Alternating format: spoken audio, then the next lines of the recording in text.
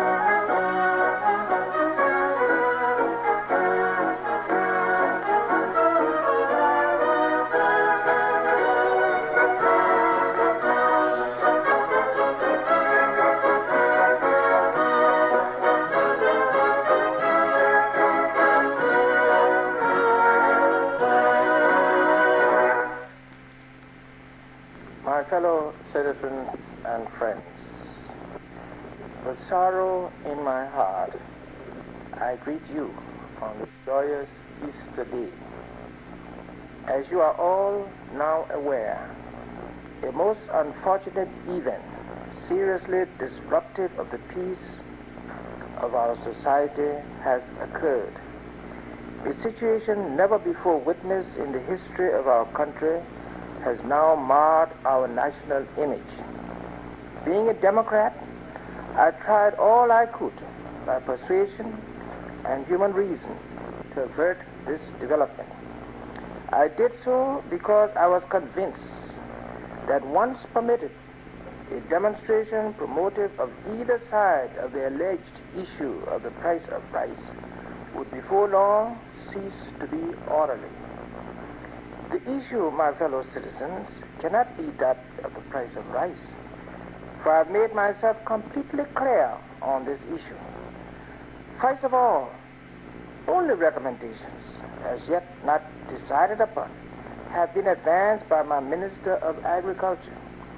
Since these recommendations were made, and in view of the significance of this commodity to our national diet, government has been endeavoring to give serious consideration, taking into full account a series of expressed concerns, not to mention the debate within the Council of State.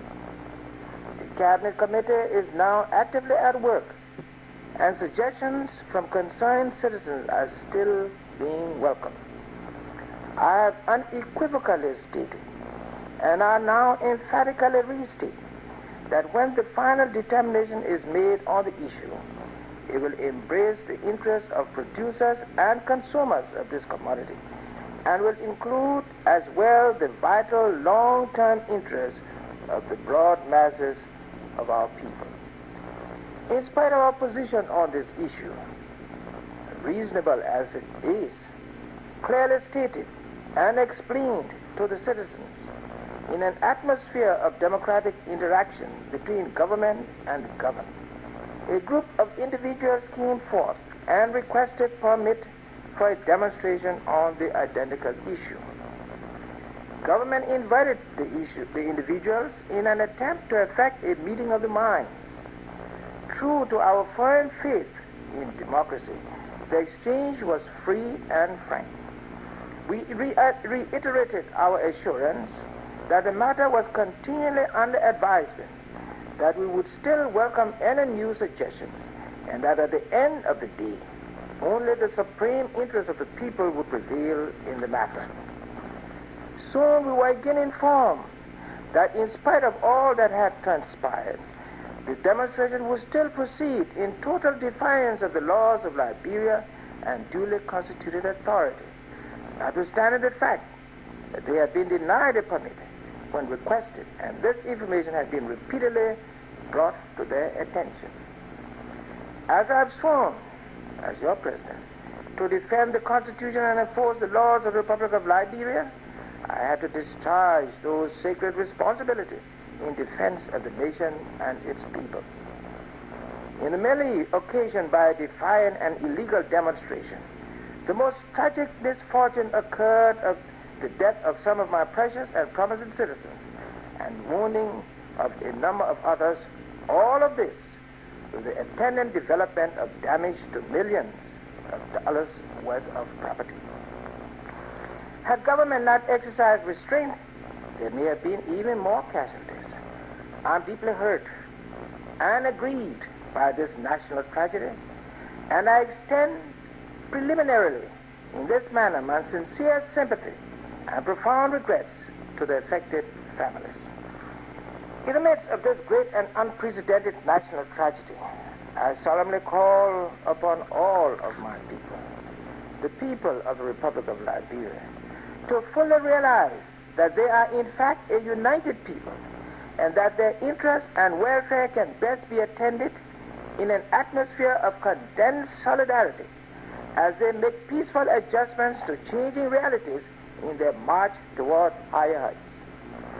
To attain this noble and desirable end, there must be law and order in the land. I repeat, to attain this noble and desirable end, there must be law and order in the land. And it has been this legitimate concern which has guided our actions. Accordingly, we'll continue to be guided thereby, for we'll never abdicate our sacred trust to the chaotic propensities of evil-minded individuals who pursue their selfish interests under the guise of seeking the people's welfare. How else can one characterize the chaos unleashed by such individuals which has led to the very un-Liberian acts of hoodlum tactics, of looting and destruction of property of our own people and our foreign partners in development? Am I to conclude that my government's policy of encouraging the exercise by all of their fundamental human rights has been used by these few anarchists to sow within our midst the seeds of discord, confusion, destruction, and death? I appeal to you, my people, to become real Liberians once again. Liberians who follow a wise and time-tested tradition of continuity and change as they walk the pathway of national development and progress. My fellow citizens, as you very well know, since I became your leader by the grace of God and your freely exercised choice, I've been laboring even at the peril of my life to bring development to the masses of our people. I've gone into the outer reaches of our country where reside the majority of our people. I've given a rural trust to my domestic policy in the interest of equity and balanced growth and development. There is ample proof that we have achieved an appreciable measure of success, but there remains much more to do. And with our hands firmly at the plow, we have no intention whatsoever of turning back. To the contrary, we must surge forward with unshakable faith in God and full confidence in ourselves.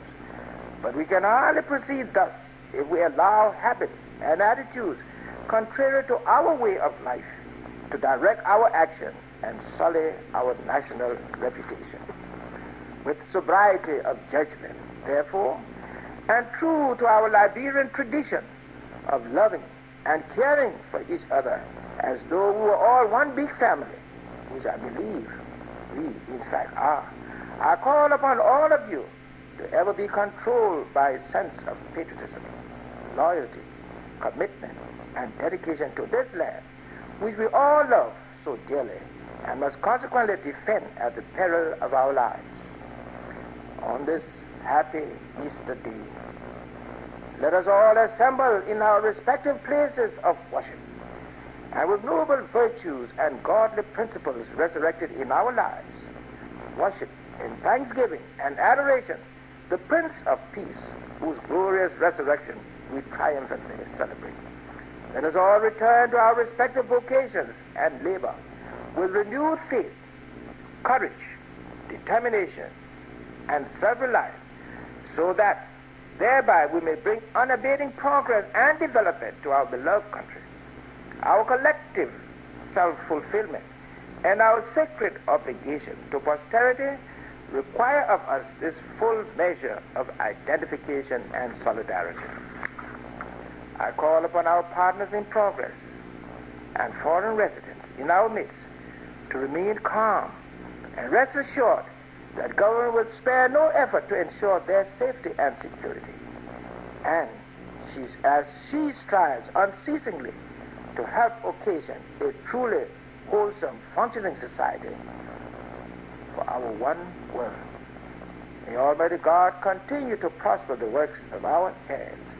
Safeguard our... That's the point thing. It's not the law gave the right to better to defend their property. You got your house. Somebody go in there. You got to defend it. Defend your property in keeping with the laws of our land. And people found looting and breaking up stores will be arrested. And if there is no possibility of arrest, if they resist arrest, they will be fired upon. You understand? If they resist arrest and don't permit themselves to be arrested, orders have been given them to be fired upon to protect the lives and property of people. All that to frighten.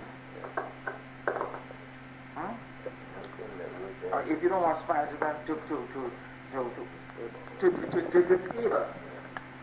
disable them as appropriately as the circumstances demand. Yes. To disable them. We call upon the people to take appropriate measures to defend their property. To defend their property. Well, huh? Yeah, because nobody will sit down and let somebody go in their place helplessly and take their things out.